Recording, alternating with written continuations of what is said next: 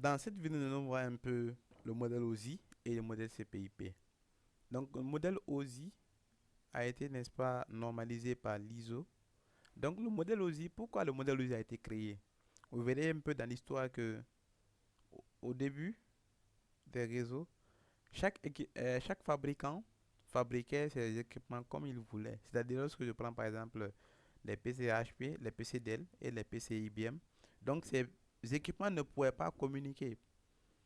Donc, alors, lorsque je veux mettre en place un réseau, il me faut forcément, il me fallait forcément des équipements de HP ou des équipements d'IBM ou des équipements de Dell pour pouvoir mettre en place mon réseau.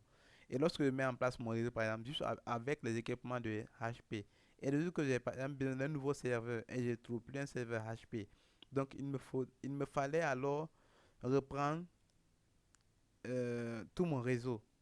Et c'est pourquoi les grandes institutions ont vu ça et, n'est-ce pas, ils ont, n'est-ce pas, convenu à cette norme OSI. Donc, le modèle OSI comprend pratiquement sept couches, mais c'est un modèle théorique qui est, n'est-ce pas, étudié à l'école. Mais dans la vie pratique, ce modèle n'est pas du tout pratiqué. C'est le modèle CPIP qui est, n'est-ce pas, utilisé. Mais il faut la connaître, c'est important.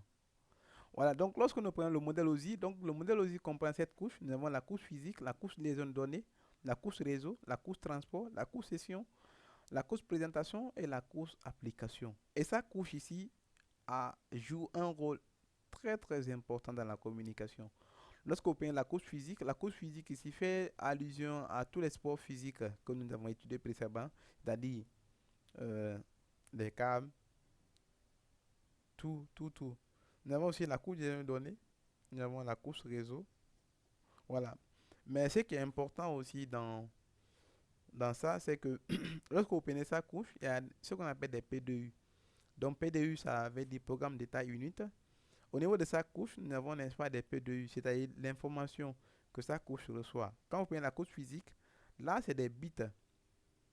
L'information est transformée en des bits. Quand on prend la couche de données, ça, c'est des trames Ethernet. Dans la couche réseau, là, nous avons des paquets ou des étagrammes. La couche transport, nous avons des segments. Et les trois dernières couches, nous avons, n'est-ce pas, les données. Alors, lorsque vous prenez sa couche, ce qui est aussi intéressant, c'est qu'au niveau de sa couche, il y a, n'est-ce pas, des protocoles. Donc, le protocole ici, c'est quoi? Un protocole, c'est un ensemble de règles qui permettent, n'est-ce pas, à des équipements de communiquer. Lorsque je veux, par exemple, communiquer avec une autre personne, il faudrait que nous deux nous parlons, disons, la même langue. Si c'est pas l'anglais et que l'autre ne comprend pas anglais, peu importe ce que je vais dire en anglais, ça ne servira à rien. Alors, c'est un peu ça les protocoles. C'est un ensemble de règles que des équipements se définissent afin de pouvoir communiquer.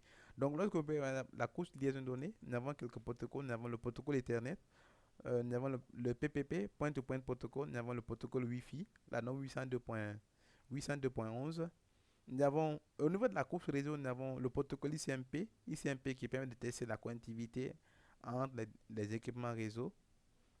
Nous avons le protocole IP, Internet Protocol. Nous avons le protocole ARP. Nous avons le service DHCP qui permet, n'est-ce pas, d'attribuer des DHCP de façon dynamique. Au niveau de la couche transport, nous avons deux grands types de protocoles. Nous avons le TCP.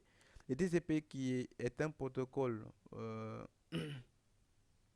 orienté connexion qui est moins rapide. Voilà. Nous avons le UDP. Le UDP, c'est un protocole non orienté connexion, mais qui est aussi fiable.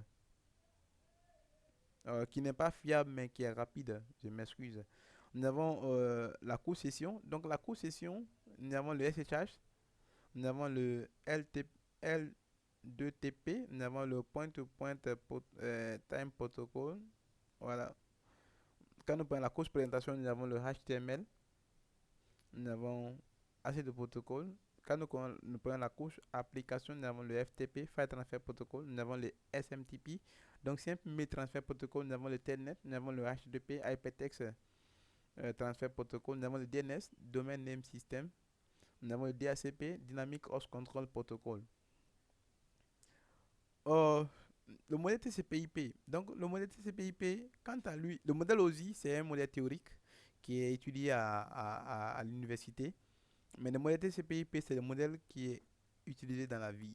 Donc, ce modèle a quatre couches. Nous avons la couche accès au réseau, la couche Internet, la couche transport et la couche application. Voilà, donc voici un petit résumé du point de vue classification des équipements. Comme nous avons vu dans les précédentes vidéos qu'on avait différents équipements, mais on peut les classer selon euh, les couches.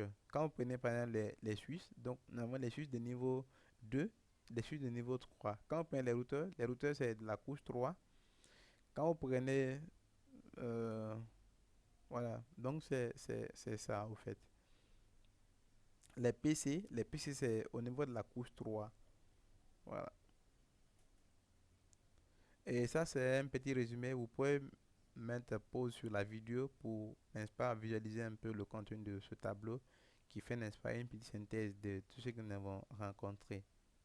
Voilà.